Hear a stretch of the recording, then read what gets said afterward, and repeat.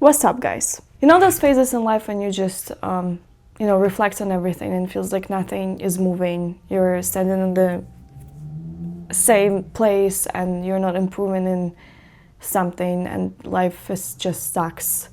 I'm in this phase right now. And the only thing that helps me go through this is mindset. And today I want to talk about one specific thing that I always come back to. That helps me move on with my life, move on with all of those shitty days. So let's start.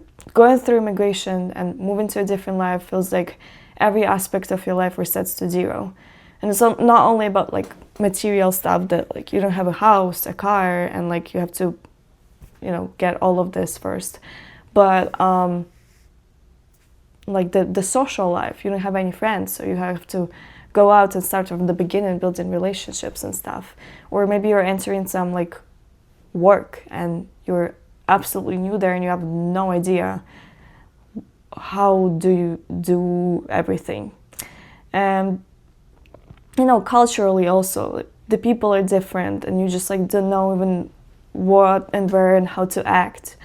And when I moved to the US, which is going to be 3 years ago, which is crazy, I thought that I'm gonna go through those aspects and earn, that I'm gonna get all of those aspects very quickly, that I'm gonna find friends so fast and I'm gonna fit in that very fast, and that everything is gonna be as I imagined to be. And as it turns out, it doesn't work like this, or specifically for me, it didn't work like this.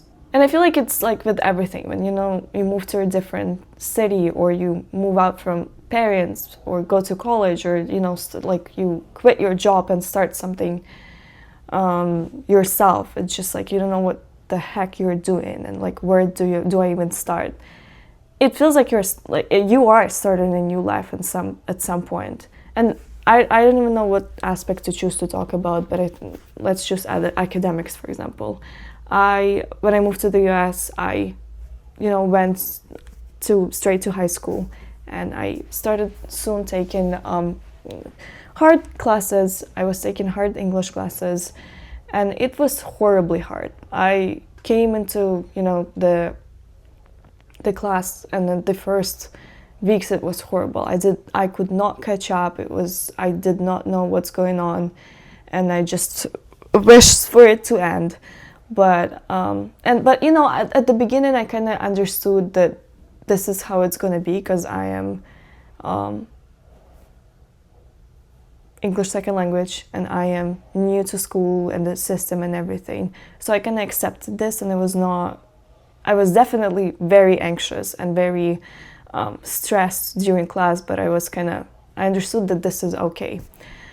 And that me not catching up with work and not doing as I expect myself to do and as other maybe people in class are doing is like expected, and it's okay.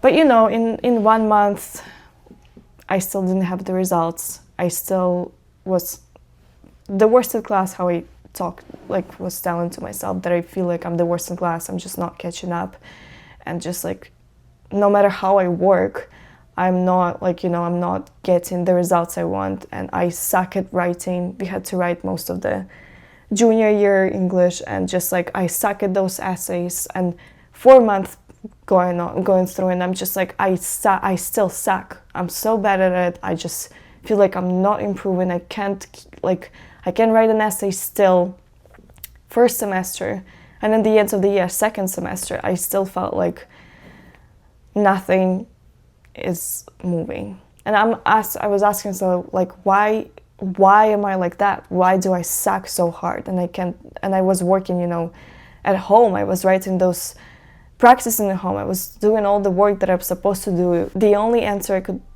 give to myself to the question, why do I suck so much at this, is that not enough time has passed. And it makes sense. At the end of junior year, I was already like 2 years in America, and 2 years or 3 combined in English environment. And it was just like understandable, why would I be still bad at it? I like this example because in general, writing and language is very hard skill to get. It's very hard to be a good writer. You have to practice a lot for it to really, be easy. And it applies to any other aspect. Friends. Sometimes you would have to meet, 500 people in order to become friends with someone, or go to 5,000 dates to find your spouse.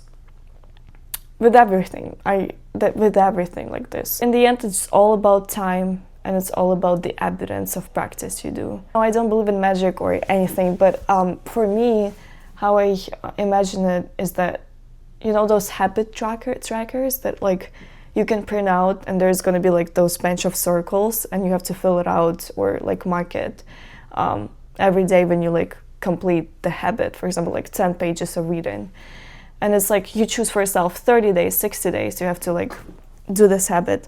This is how I view how to succeed or master something. It's just, you have to complete those days, those times you practice. So you have to, for me, for example, I have to probably write 600 essays for me to finally be good at essays. And I did not write in my life 600 essays in English yet. So it's just a number, it's not true. It's just also about friends. Maybe, how I said before, you have to meet 5,000 people to find your friend.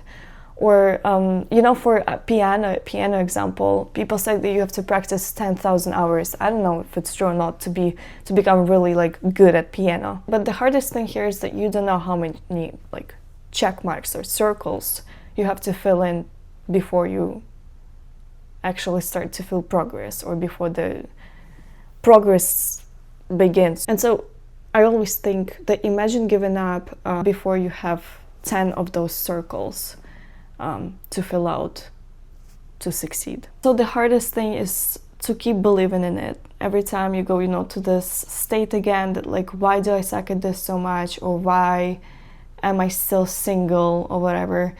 It's just the hardest thing is remind yourself that you may not done enough of this, thing or skill in order to actually get the result you want. I'm on this thing already for 2 years, and it seems to be working because I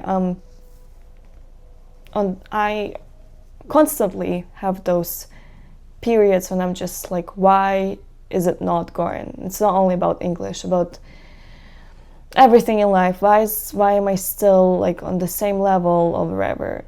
And yeah, the only answer I have for myself is that not enough time passed, or you didn't complete the enough reps for it to work. Everyone around you are saying do not quit, never give up, but nobody says how to do that, and that's the way I found for myself to deal with it. So yeah.